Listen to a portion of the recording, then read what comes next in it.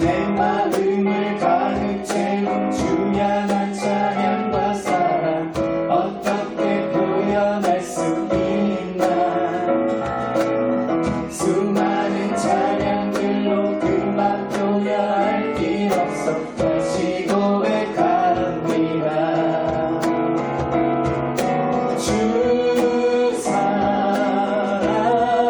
사랑해요 온 맘 다하여 말로 다 할 수 없어. 주 사랑해요 찬양 받아 주소서. 수많은 멜로디와 찬양들을 드렸지만 다시 고백하기 원하네. 주님은 나의 사랑 삶의 중심 되시오니 주를 찬양합니다. 주 사랑해요 온 맘 다하여 말로 다 할 수 없어. 주 사랑해요 찬양 받아 주소서. 주 사랑해요 온 맘 다하여 말로 다 할 수 없어. 주 사랑해요 찬양 받아 주소서.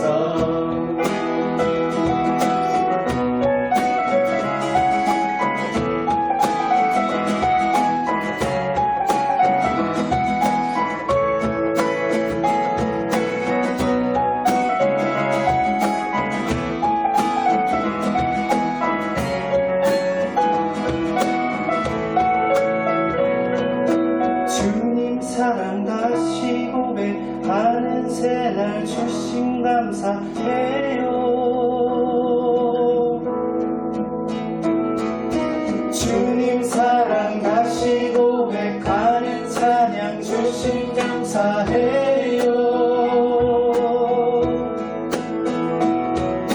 주님 사랑 다시 고백하는 새날 주심 감사해요. 주님 사랑 다시 고백하는 찬양 주심 감사해요. 주 사랑해요 온 맘 다하여 말로 다 할 수 없어. 주 사랑해요 찬양 받아 주소서. 주 사랑해요 온 맘 다하여 말로 다 할 수 없어. 주 사랑해요 찬양 받아 주소서.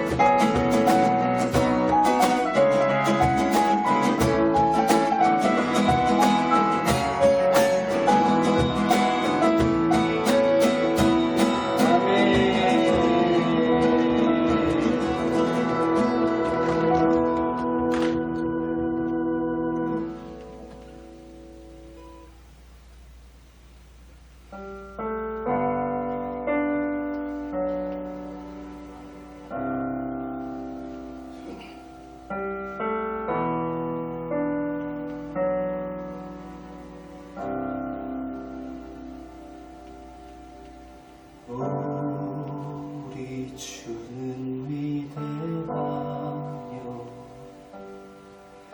능력이 많으시도다.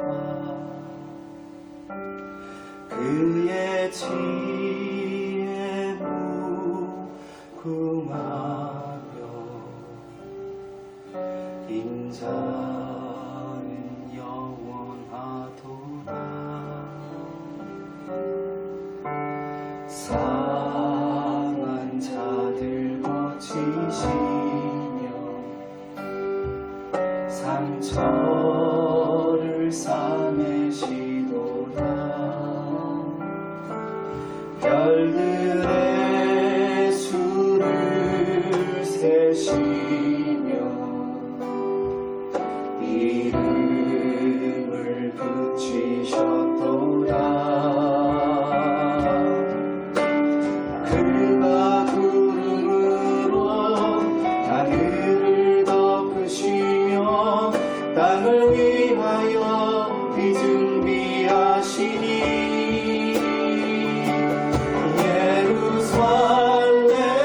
예루살렘아 여호와를 찬송할지어다. 내 하나님을 감사함으로 그 앞에 나가며 주님제 앞에 경배해.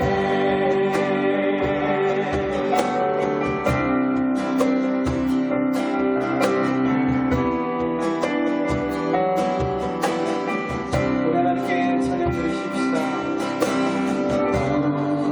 우리 주는 위대하며 능력이 많으시도다. 그의 지혜 무궁하며 인자는 영원하도다. 상한 자를 고치시며 상처를 싸매시도다. 별들의 수를 세시며 이름을 붙이셨도다. 그가 구름으로 하늘을 덮으시며 땅을 위하여 비 준비하시니 예루살렘아 여호와를 찬송할지어다. 내 하나님을 감사함으로 그 앞에 나가며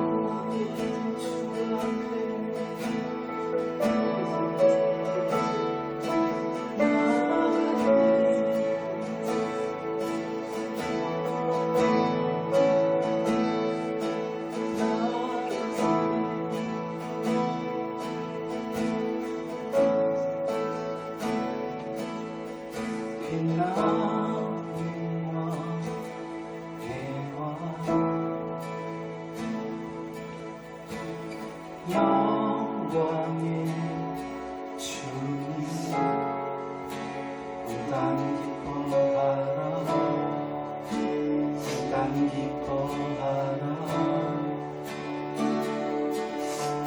광채의 옷 입고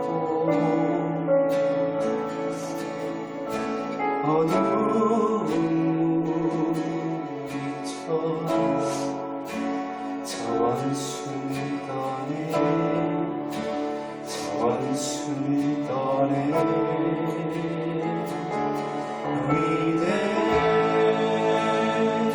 위대하신 주 찬양의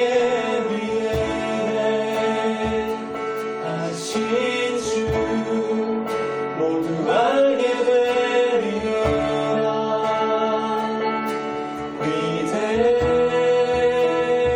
위대하신 주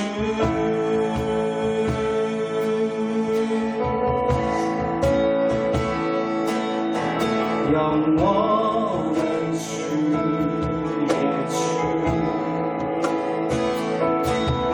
시간의 주 반자 알파와 오메가 알파와 오메가 산 위의 하나님 아바 성령 예수 사자와 어린 양 사자와 어린 양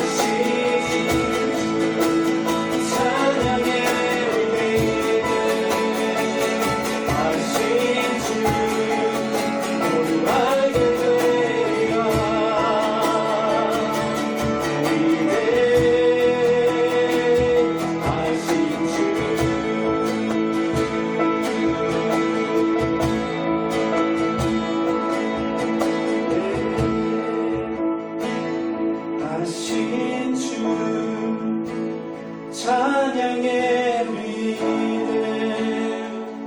하신 주 모두 알게 되리라 위대하신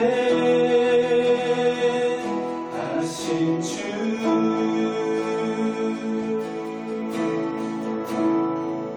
모두 알게 되리라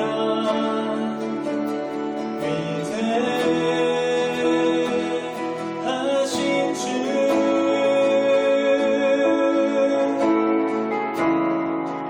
모두 알게 되리라 위대하신 주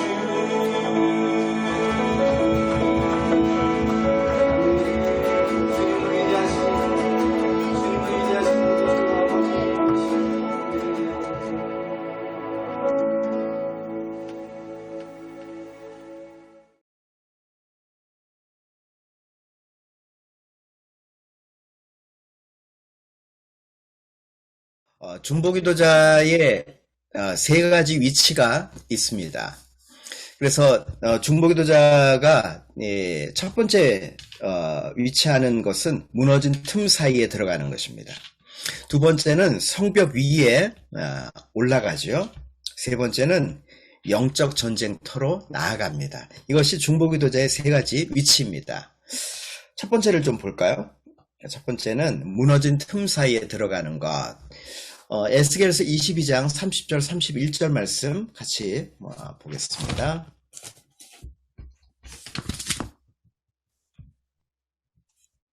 에스겔서 22장 30절 31절.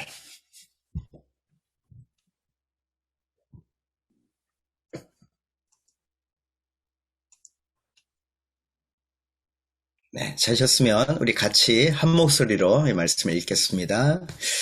이 땅을 위하여 성을 쌓으며 성 무너진 데를 막아서서 나로 하여금 멸하지 못하게 할 사람을 내가 그 가운데서 찾다가 찾지 못하였으므로 내가 내 분노를 그들 위에 쏟으며 내 진노의 불로 멸하여 그들 행위대로 그들 머리에 보응하였느니라. 주 여호와의 말씀이니라. 여기 보니까 하나님이 이 땅을 위하여 성을 쌓는 사람 찾으신다고 말하죠. 하나님이 찾으신다라고 할 때 이 땅에 성을 쌓는 사람. 두 번째는 성 무너진 데를 막아서는 사람 찾으신다고 이 말씀에서 지금 말하고 있습니다. 이 성이라고 하는 것은요, 하나님의 어떤 진리의 경계를 말할 수 있습니다. 교회는 곧 어느 한 지역, 어느 한 땅에 세워졌을 때 진리와 비진리가 혼합되어져 있는 어떤 땅에 교회가 세워지죠. 그런데 이 진리와 비진리가 혼합되어져 있는 그런 곳에 하나님의 진리가 어떤 진리의 경계가 만들어져요. 그래서 교회가 세워짐으로 말미암아 그 땅에 하나님의 어떠한 원칙, 하나님의 기준들이 만들어지죠. 진리는 계속 준비되어지고 받아들이고 비진리는 거부하게 됩니다. 우리 개인의 삶도 마찬가지예요. 우리가 처음 예수님 믿게 되면 우리는 어떤 게 진리고 어떤 게 비진리인지 구별하지 못합니다. 근데 우리가 신앙생활을 하다 보면 이것은 하나님의 뜻이구나, 하나님의 진리구나 이렇게 이해하죠. 또 어떤 것은 이것은 하나님을 대적하는 거구나, 하나님을 반대하는 거구나, 이것은 죄구나 이렇게 우리가 구별합니다. 그래서 진리의 경계가 높이 쌓아지는 사람이 바로 성숙한 사람이에요. 근데 우리는 교회를 오래 다닌 사람이 성숙한 사람이라고 착각합니다. 여러분, 교회만 오래 다닌다고 해서 성숙한 사람은 아닙니다. 하나님의 진리를 자신의 삶의 원리로 받아들이는 사람, 바로 그런 사람이 성숙한 사람이죠. 한국에 비교를 좀 해보면요. 한 20년 전, 30년 전만 해도요. 어떤 생각을 했냐면, 사업만 성공하면 돼. 뭐, 거짓이나 속임이나. 근데 지금 요즘에 한국을, 아마 여러분들이 한국 와보시면 아시겠지만, 한국에서 중요하게 여기는 가치관이 있어요. 그게 바로 정직함이에요. 예전에는 정직한 거 그렇게 중요하지 않았어요. 근데 지금은 정직하지 않으면 비난받아요. 그리고 처벌받기도 하고, 물론. 예, 한국에 살다가 미국이나 이런 데서 이제 이민 가셔서 코인 런드리를 하시는 분들이 계시죠. 제가 한번 이제 그런 이야기를 들었는데, 어떤 분이 이제 LA에서 이 코인 런드리를 하시는 거예요. 그런데 미국은 뭐 세금을 자기가 신고하잖아요. 그런데 그 IRS에서 세금 그 받아준 데서 다 받아줍니다. 예, 신고한 대로. 그런데 비교하죠. 물을 얼마 썼고 전기를 얼마 썼는데 다른 옆집이 그 근처에 전기를 얼마 썼고 물을 얼마 썼는데 인감이 얼마였다. 그래서 세금 신고를 얼마 했다. 딱 나오잖아요, 데이터가. 근데 이 사람이 물도 이만큼 썼고 또 전기도 이만큼 썼는데 세금 신고가 적다면 분명히 이것은 세금을 누락한 가능성이 큰 거죠. 근데 우리나 한국 사람들은 그런 부분에 너무 쉽게 생각한다는 거죠. 그런데 지금 한국은요, 정직함이 굉장히 한국의 중요한 가치관으로 바뀌었어요. 옛날하고 다릅니다. 이 하나님의 어떤 진리가 이 사회 안에 세워진 모습이라고 봅니다. 또 한국에 그런 교회가 있어요. 저기 김제에 가보면 금산교회라고 있는데요. 거기에는 처음 선교사가 와서 교회를 세운 그런 교회입니다. 근데 거기에 가보면요, 교회가 기역자예요. 그래서 목사님의 단상이 남자들을 향해서만 설교를 해요. 그리고 이쪽에는 여자들이 앉는데, 여자들이 앉는 쪽에서는 다 커튼을 이렇게 가려놨어요. 그게 교회예요. 근데 그럴 수밖에 없었던 것이 한국이 남존여비 사상이 있었고, 그리고 남자들에 대해서는 자유로워도 여자들에 대해서는 그렇게 자유롭지 않은 그런 시대에 살았잖아요. 근데 교회가 들어오면서 처음에 한국의 그 문화를 존중했기 때문에 남자들에게만 설교를 했어요. 여자들은 커튼을 쳐놓고 그냥 옆에서 듣기만 하는 거죠. 근데 어느 날 이 커튼을 걷어버렸어요. 그리고 이 단상을 돌려놓죠. 그리고 남자들을 향해서도 여자들을 향해서도 설교하는 그런 교회로. 만약에 한국에 이 복음이 들어오지 않았다면 아마 한국에도 이러한 남자와 여자에 대한 차별이 굉장히 심한 그런 나라일 겁니다. 물론 아직도 그래요. 그러나 지금 한국에서는요, 남자와 여자에 대한 성평등에 대한 것이 굉장히 중요한 이슈가 되어져 있죠. 어떤 변화들을 가져오게 된 겁니다. 그래서 하나님의 어떤 진리를 쌓는 역할들을 하는 것이 교회이죠. 그런데 그 교회 안에 진리가 무너집니다. 하나님의 진리를 무너뜨리는 것이 바로 죄라고 하는 영역들이에요. 근데 이것을 막아서는 사람을 찾으신다라고 말합니다. 곧 교회가 바로 이 자리에 서는 거예요.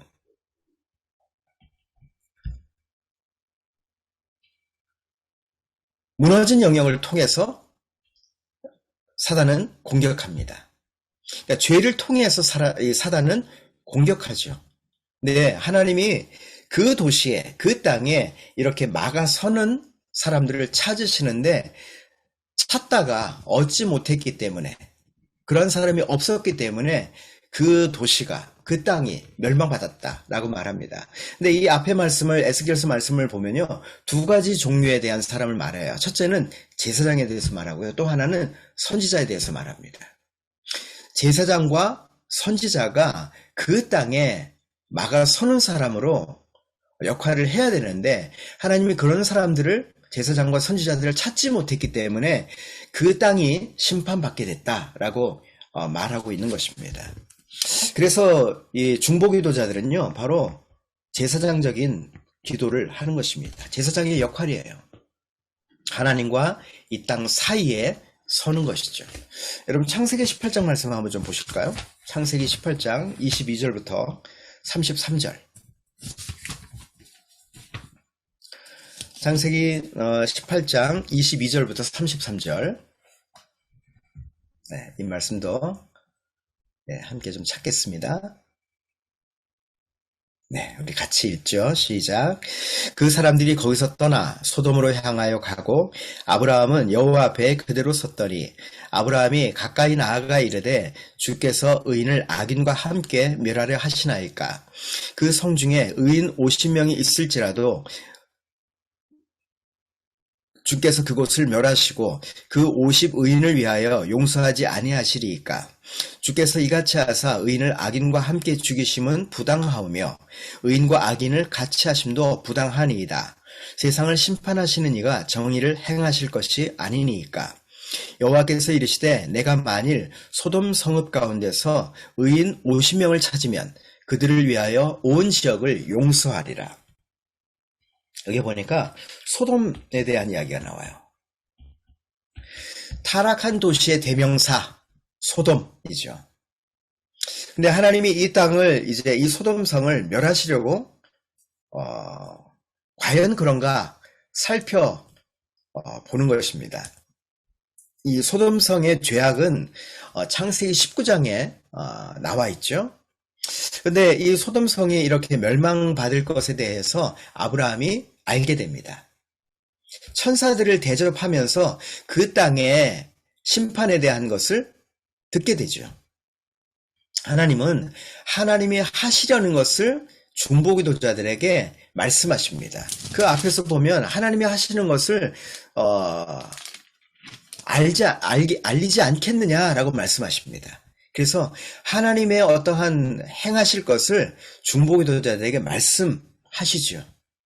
여기 보니까 25절 한번 보세요. 주께서 의인을 악인과 함께 죽이심은 부당하오며. 이게 하나님의 성품이에요. 하나님은 악인을 심판하십니다. 그런데 악인을 심판하는 가운데 의인도 죽이지 않아요. 그게 하나님의 성품이죠. 또 의인과 악인을 같이 하시지도 않아요. 악인과 의인에 대해서 하나님이 동일하게 대하지 않는다는 겁니다. 하나님의 우선권이 있다라고 하는 것이죠. 그 우선권이 바로 의인입니다. 그래서 아브라함이 이 의인에 대해서 제시하는 거예요. 의인 50명이 있다면 어떻게 하시겠습니까? 26절에 하나님 말씀하시죠.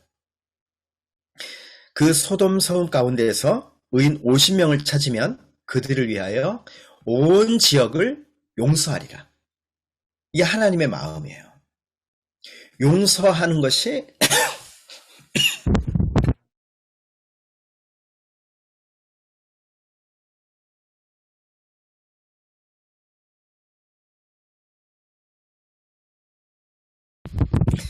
용서하는 것이 하나님의 마음입니다. 그래서 하나님이 그 땅에 대해서 이렇게 아브라함과 같은 사람을 찾고 계신 겁니다. 모세는 하나님과 이스라엘 백성들 사이에 섰죠. 사람. 또 여기 두 번째는 보면 하나님과 땅 사이에 지금 아브라함이 서 있는 겁니다. 그래서 아브라함이 하나님께 그렇게 말하는 거잖아요. 의인이 있다면 어떻게 하시겠습니까? 근데 이 말씀을 26절 하반절부터 26절부터 쭉 다 33절까지 보면 여기에 의인이 50명이 없을 것 같았나 보죠. 아브라함이. 그래서 좀 깎아요. 뒤에 말씀을 보면 28절에 의인이 5명이 부족하면 어떻게 하시겠습니까? 하나님 말씀하시죠. 45명을 찾으면 용서하겠다. 그러니까 아브라함이 제시한 대로 하나님 말씀하시는 거예요. 또 보면 40명, 또 30명, 20명, 10명. 근데 하나님은 50명일 때나 10명일 때나 동일하게 말씀하십니다. 하나님의 마음은 그거예요. 의인이 있는가? 그것이 하나님의 관점이에요. 그런데 아브라함의 관점은 하나님이 만족할 만한 의인의 숫자를 제시하고 있죠. 50명, 45명, 이렇게 계속 줄여갑니다. 여러분, 아브라함이 한 번 더 기도했다면 어떻게 될까요? 의인 한 명이 있으면 어떻게 하시겠습니까? 그 답이 바로 예레미야 5장 1절에 있습니다. 한번 보시겠습니까? 예레미야 5장 1절.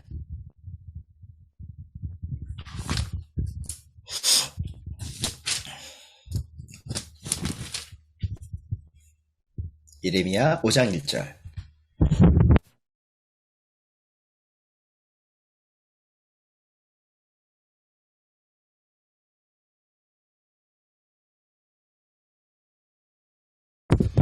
예, 찾으셨으면 같이 한번 읽겠습니다. 너희는 예루살렘 거리로 빨리 다니며 그 넓은 거리에서 찾아보고 알라. 너희가 만일 정의를 행하며 진리를 구하는 자를 한 사람이라도 찾으면 내가 이 성읍을 용서하리라. 몇 사람이요? 한 사람. 그러니까 하나님이 한 사람이라도 찾으면 내가 용서하겠다라고 말씀하시는 것이 하나님의 마음이에요. 우리가 중보기도 한다라고 할 때 바로 그 땅에서, 소돔 땅에서 발견되어지는 한 사람으로서 우리가 서 있는 것입니다. 이 말씀을, 이 창세기 말씀을 보면요, 아브라함이 하나님하고 기도한다는 그런 느낌이 없어요. 하나님하고 협상합니다. 하나님, 의인 50명이 있으면 어떻게 하시겠습니까? 하나님 말씀하시죠? 50명으로 인하여 멸하지 않겠다. 그러니까 하나님하고 딜하는 거예요. 협상하는 겁니다. 근데 하나님은 그 모든 아브라함의 협상에 다 받아주시죠. 우리가 하나님 앞에 기도한다라고 할 때 그 하나님의 마음을 우리가 이해한다면 하나님의 용서가 그 땅 안에 있도록. 그런데 한번 생각해 보십시오. 소돔 성이 창세기에 있는 그 땅의 도시로만 끝났을까? 우리가 살고 있는 도시는 소돔이 아닐까? 하는 생각을 해봅니다. 우리는 소돔성과 같은 곳에서 살고 있습니다.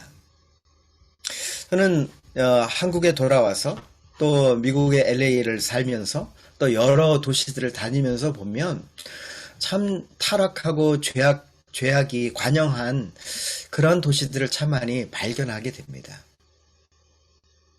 하나님의 어떠한 마음이 어떨까? 하나님이 정말 오래 참고 기다리고 계시면서 그 땅이 하나님 앞에 돌아오도록 하나님이 인내하고 계시는 하나님이시지 않을까? 하나님이 그래서 더 많은 사람들이 하나님을 알도록, 구원을 받도록 하나님이 기다리고 계시고, 많은 사람들이 복음을 듣도록 하나님이 참고 계시는 그런 하나님의 모습을 우리가 보게 됩니다. 그래서 그 땅에 이런 소돔과 같은 도시에서 하나님의 사람들이 막아서며 기도하는 사람들을 하나님이 찾고 계십니다. 여러분 창세기 1장 한번 좀 볼까요? 창세기 1장 1절, 2절.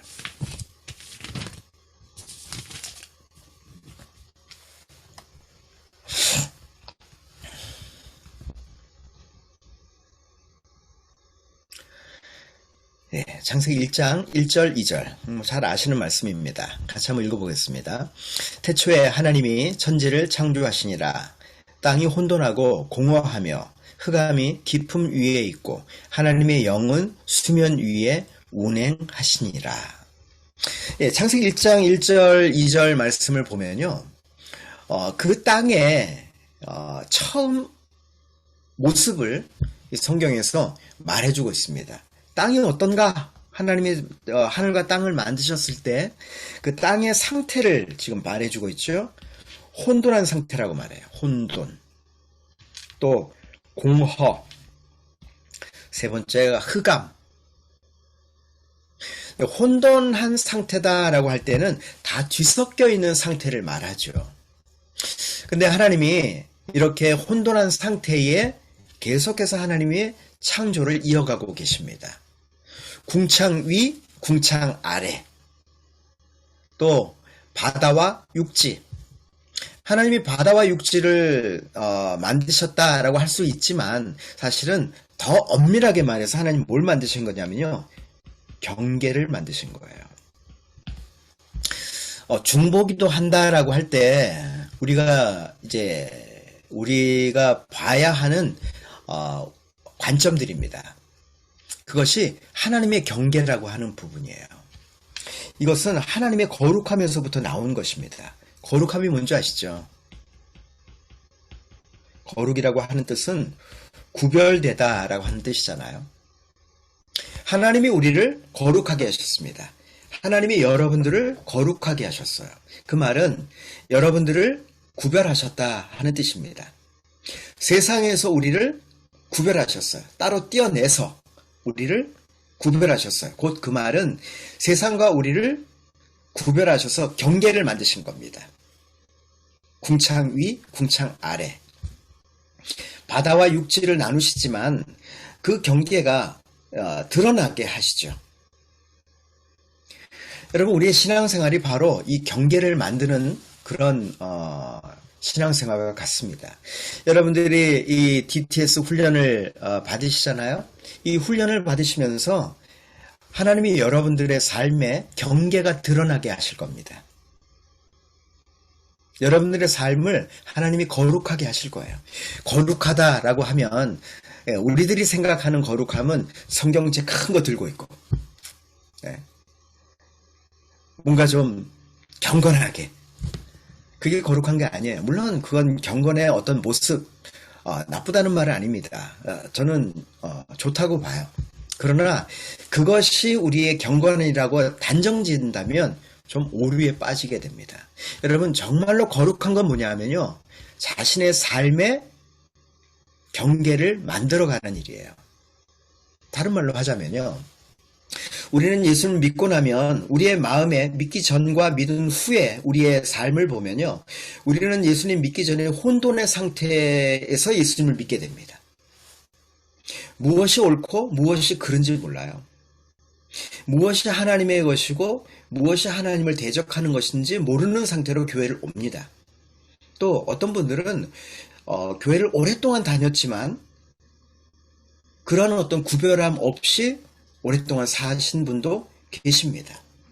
그런데 여러분, 우리가 나도 모르게 우리의 삶에 받아들여진 어떠한 하나님의 것이 아닌 것, 그런 혼돈의 상태가 있는 것을 여러분들이 이제 구별하는 일이 필요해요.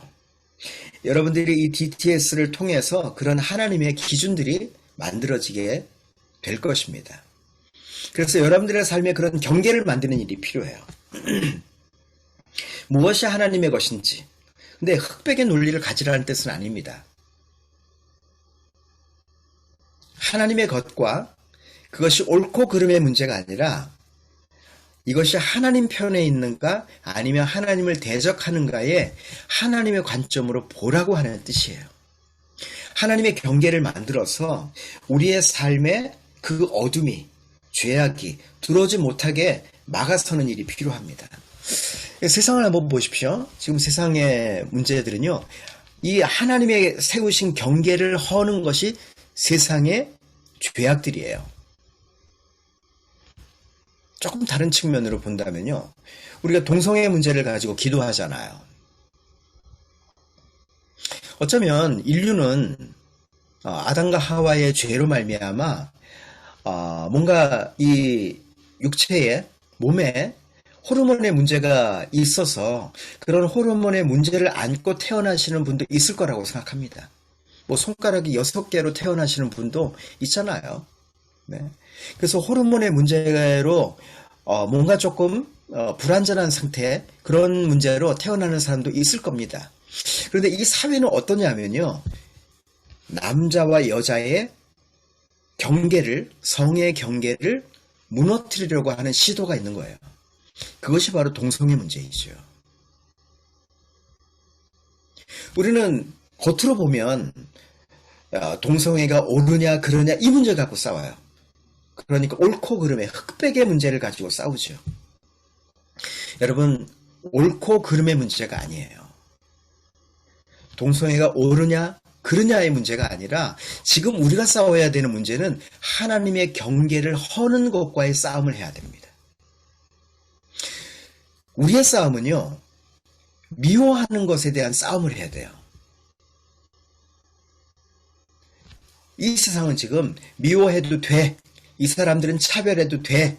이 사람들은 저주받은 사람들이야 라고 생각하는 그것 자체가 하나님이 미워하시는 미움이라고 하는 것이 하나님이 미워하는 죄입니다. 분열이 죄예요. 혐오가 죄입니다. 그것이 바리새인들이 행했던 일이거든요. 우리는 사람들을 보고 자꾸 판단해요. 그러나 그 사람들의 마음에서 나오는 것이 죄입니다.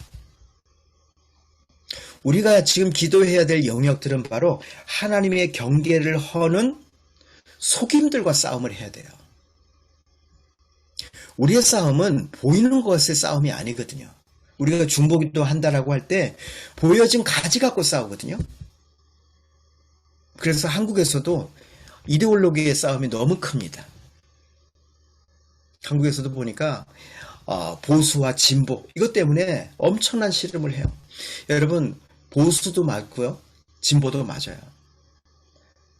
변화가 필요하고요. 그러나 사람들의 다투고 싸우고 서로들 안에 미워하는 그것이 사실은 하나님이 미워하시는 것입니다. 사람들이 분열하고 다투고 하는 그것이 우리가 싸워야 할 대상이에요. 우리가 세워야 할 경계는 뭐냐면요, 미워하는 것에 대한 것을 허는 겁니다. 오히려. 그리고 하나님의 사랑으로 덮는 것입니다. 이 세상은 하나님의 경계를 헐어요. 남자와 여자의 경계. 또 보세요. 지금 이러한 한국 안에, 또 미국도 마찬가지입니다. 지금 일어나고 있는 게요, 자기 결정권들이에요. 내가 결정하겠다는 거죠. 사람들은 낙태 문제 갖고 싸웁니다. 낙태가 옳으냐 틀렸냐, 어떻게 보면 맞고요, 어떻게 보면 틀립니다. 생명의 관점으로 보면 절대로 허용할 수 없는 거예요. 물러설 수 없는 부분이죠. 그러나 또한 범죄로 인해서 생겨나는 일이라면 어떻게 할 것인가, 많은 사람들이 고민합니다. 지금 한국 안에 일어나고 있는 게 바로 이 자기결정권들이에요. 내가 결정하겠다는 거죠. 아이를 태어나게 할 건가 말 건가, 여성들이 결정하겠다는 거예요. 한국 안에 지금 일어나고 있는 일들입니다. 아마 미국도 이미 있는 일들이에요. 자기결정권. 여러분, 자살이 왜 죄인 줄 아시죠? 생명의 시작과 생명의 끝은 하나님께 있습니다. 사람이 결정할 수 있는 게 아니에요. 그러나 내가 결정하겠다는 거죠. 생명의 끝을 내가 결정하겠다는 거예요. 자기결정권. 하나님이 세우신 경계가 있습니다. 사람이 결정할 수 없는 것이 있어요. 하나님의 경계가 있습니다. 하나님과 사람의 경계. 그런데 지금 계속해서 사람들은 하나님의 경계를 침범하고 있습니다. 생명에 대해서. 우리들의 삶은 어떤가 하는 것입니다. 혹시 여러분들의 삶에 하나님의 경계를 허는 것이 있는가? 한번 여러분들이 살펴보십시오. 내 삶에 하나님 앞에 구별해야 될 것, 바로 그런 것 중에 하나가 하나님께 드려져야 될 시간들, 하나님께 드려져야 할 어떠한 자신의 소유들, 11조 이런 것이죠. 구별하는 것입니다. 나의 시간, 나의 장소, 나의 소유, 여러분, 이것이 하나님 앞에 구별되어지는 거룩함이에요. 내가 거룩하게 산다, 이것은 내가 주일날 빠지지 않고, 물론 빠지지 말아야죠. 예배 드려야 됩니다. 근데 지금 코로나 시대가 되어지면서요, 이제 캐나다는 좀 많이 해제됐겠지만 한국은 그래도 어느 정도 지금 해제가 됐어요. 완전하게 해제되지 않았습니다. 그래서 지금 한국교회 새로운 이제 문제가 뭐냐면요. 지금까지는 주일 성수, 이게 굉장히 중요한 이슈였는데요. 지금까지 한 2년 동안, 2년 넘게 이제는 사람들이 다 집에서 예배를 드리거든요. 그러다 보니까 주일 성수라고 하는 개념이 장소적인 개념이 아니에요. 시간적인 개념이에요. 집에서 예배를 드려야지. 그러나 하나님 앞에 자신의 삶을 드리는가 안 드리는가, 어떤 구별되어지는가 아닌가의 문제들을 내가 결정해야 됩니다. 하나님 앞에. 그것은 또한 내가 하나님 앞에 구별해서 드려져야 하는 시간들이죠. 중보기도 한다는 뜻은 바로 이렇게 경계를 만드는 일이에요. 하나님의 경계를 다시 세우고 회복하는 것이 중보기도입니다. 두 번째, 이 공허라고 하는 부분들을 보면요. empty, 비어있는 상태를 말하는 것이 공허라고 하는 뜻이죠. 비어있는 상태. 하나님이 이 비어있는 상태에 창조하셨어요. 공중의 새를, 또 바다에는 물고기들을, 또 육지에는 동물과 식물들을, 그리고 하늘에는 또 별과 달과 해를 하나님 창조하셨죠. 모든 피조물들을 하나님 채워넣으셨습니다. 비어있는 상태에 하나님의 피조물들을 채워넣었어요. 그런데 더 엄밀하게 하나님이 창조하신 게 뭐냐면요. 창조라고 하는 측면이 곧 하나님은 질서를 창조하신 겁니다. 동물들을 창조하셨을 때 동물들은 본능이라고 하는 질서 속에 살게 했어요. 동물은 자기 경계를 넘지 않아요. 어떤 환경적인 측면에서 하나님이 보이지 않는 경계를 만들어 놨죠. 야생동물들, 또 동물들은 자기 본능에 따라서 움직입니다. 그런데 사람들은요, 본능에 따라서 만들어지지 않았어요. 사람들의 질서는 본능이 아니라 사람들은 관계에 따라서 움직이도록 창조하신 겁니다. 곧 하나님은 사람을 창조하셔서 하나님과의 관계를 형성하도록 만드신 거죠. 사람은 관계를 잃어버리면 단절된 상태로, 그것이 곧 죽음의 상태입니다. 이번에 아마 이 코로나 때문에 아마 캐나다도 그렇겠지만 한국의 많은 사람들이 절실하게 느끼는 겁니다. 격리해요. 자가격리를 하고 또 식당에서 몇 명 이상 모이지 못하게 하고 식당에서 밥을 먹지 못하게 하고 또 거리를 뛰게 합니다. 한동안은 만나지 마라, 집에 있어라, 이것이 원칙이었어요. 그래서 떨어져 있는 것이 원칙이었습니다. 관계가 단절되기 시작했어요. 예전에는 내가 언제든지 원하면 교회를 갈 수 있어, 당연한 것이 지금은요, 당연하지 않아요. 이제 이 코로나를 지나면서 사람들이 예전에는 당연했던 것이 당연한가 아니구나, 정말 이것이 축복이었구나, 은혜였구나. 마스크를 쓰고 다닙니다. 한국에서 마스크를 쓰는 것이 기본이에요. 근데 이 마스크를 쓰는 것에 있어서 사람들이 생각할 때 이것이 우리가 숨 쉬는 것이 지금까지는 너무나 당연한 것으로 여겼죠. 그런데 이제 숨 쉬는 것조차도 은혜구나, 다시 생각하게 됩니다. 살아있는 것이 얼마나 큰 은혜인지 우리가 다시 한번 생각하게 됩니다. 여러분, 우리가 살아있는 것이요, 이 우리가 호흡하고 있는 것이 얼마나 놀라운 일인지 보게 됩니다. 이 코로나를 지나면서 지금 우리들은요, 새로운 질서 속에 들어가기 시작했어요. 반대로 사단은 어떻게 하냐면 하나님의 질서를 깨트리는 것이 사단의 전략이죠. 중보기도는 하나님의 질서를 다시 회복시키는 것이 중보기도예요. 여러분 보세요.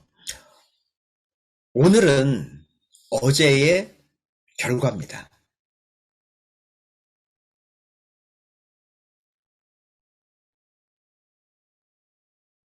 기도는 하나님과 함께 새로운 리얼리티를 창조하는 것이에요.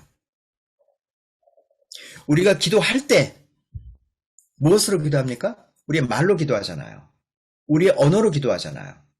우리가 말할 때 빛이 있으라 하심에 빛이 있었고 라고 말씀하시는 것처럼 여러분 우리가 말할 때 하나님의 능력이 우리의 입에서 나갑니다. 우리가 말할 때 하나님의 뜻이 우리의 언어로 표현되어지는 것입니다. 창조가 일어나요. 기도는 창조입니다. 그래서 기도는 하나님과 함께 새로운 미래를 창조하는 것입니다. 지금의 현재는 과거의 결과예요. 여러분들이 아마 그런 고민을 하실 거예요. 아, 나는 왜 지금 이렇게 어려울까? 나는 왜 이렇게 문제가 많을까? 그런 고민하실 거잖아요. 그러면 그것은요, 사실 여러분들이 과거에 뭔가를 결정했기 때문에 생긴 결과입니다. 지금. 근데 그 시간이 지나면 이것은 해소가 되어져요. 지금 내가 무엇을 기도하느냐는 1년 후에, 또 한 달 후에, 또 아니면 일주일, 내일, 우리가 기도함으로 말미암아 새로운 환경과 새로운 어떤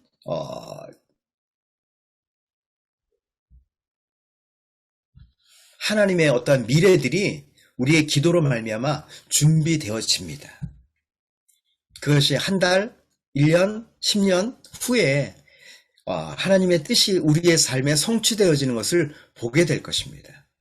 그래서 우리가 말하며 기도하는 것이 하나님의 능력이 우리의 입에서 나가는 것입니다. 예레미야 말씀에 보면 그렇게 말하죠. 내 말을 내 입에 두었노라 라고 말씀하십니다. 여기에 그래서 흑암이라고 할 때요, 이 흑암의 상태에 하나님이 빛이 있으라고 말씀하셨어요. 근데 성경에서 흑암이라고 할 때 이 darkness, 어둠이라고 하는 이것이 어둠을 어떻게 정의하냐면 빛이 없는 상태가 곧 어둠입니다. 어둠이란 빛이 없는 상태. 그러면 죽음이 뭔지 아십니까? 죽음은요, 생명이 없는 상태가 곧 죽음이에요. 예수님이 곧 생명이시고 예수님이 곧 빛이 되십니다. 요한복음 말씀에 보니까 태초에 말씀이 계시니라 라고 말하죠. 그리고 그 안에 생명이 있고 그 생명의 빛이 어둠 가운데 빛이 돼 어둠은 깨닫지 못하더라 라고 말씀하십니다.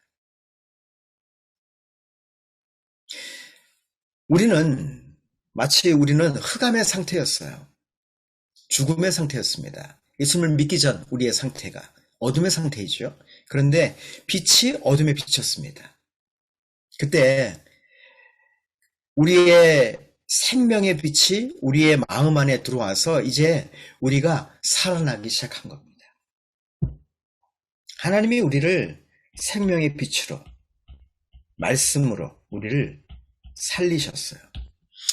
여러분, 기도한다, 중보기도한다 라고 하는 의미는 바로 하나님의 생명이 있게 하는 것입니다. 여러분, 생명의 기도, 우리가 기도할 때 생명의 기도가 되어져야 합니다. 이 에덴 동산에는요, 선악을 알게 하는 나무가 있었죠. 선악을 알게 하는 나무의 실과를 그래서 먹지 말라라고 주님 말씀하셨어요. 또 하나는 그 에덴 동산에는 생명나무가 있었습니다. 근데 하나님이 허락하신 것은 생명나무의 열매는 허락하셨어요. 그런데 선악을 알게 하는 나무의 실과는 먹지 말라고 말씀하셨죠. 그런데 사람들이 선악을 알게 하는 나무의 실과를 먹었습니다. 결국 우리들 안에 어떤 결과들이 지금 있는가? 중보기도 하시는 분들, 기도하시는 분들도 보면 선악의 관점으로 기도하시더라고요.